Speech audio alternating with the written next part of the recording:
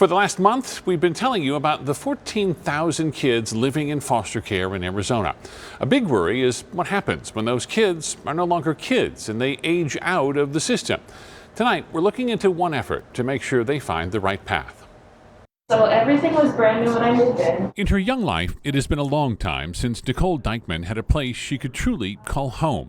Since the age of 16, as she puts it, she's bounced around from one group facility to another, a journey which now stands in the way of her future. It took a lot of my vital years from me, so everything that I could have been doing to get myself prepared for being an adult, I didn't have that because I didn't have the stability of being in one place for a long enough time to be able to start. Nicole is part of a relatively new program providing low-cost housing, counseling, and mentors for kids who turn 18 and leave foster care. All around her tiny apartment, there are reminders of goals and aspirations, challenges most people just don't understand. I still feel like things could come crashing down at every minute. Then I get into this mindset that it's oh, this is too much. I'm not going to be able to do it. So it's hard.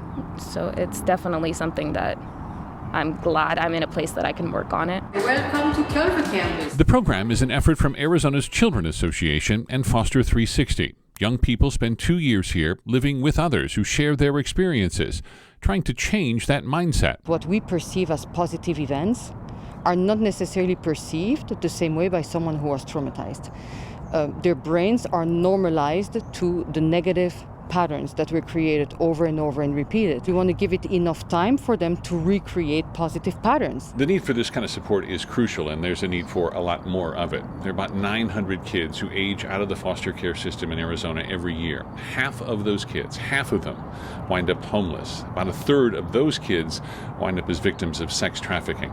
It is a preventable problem. And you can help. The program needs mentors, people simply willing to give time. We just need somebody who's, willing to have fun with our young people, take them out to experience new things that they've never gotten to before, really show them what else is out there in their community, how they can give back themselves. I like to think that I got lucky by being accepted into this place. For people like Nicole, it could mean one more step in the right direction. A person instead of a system who cares.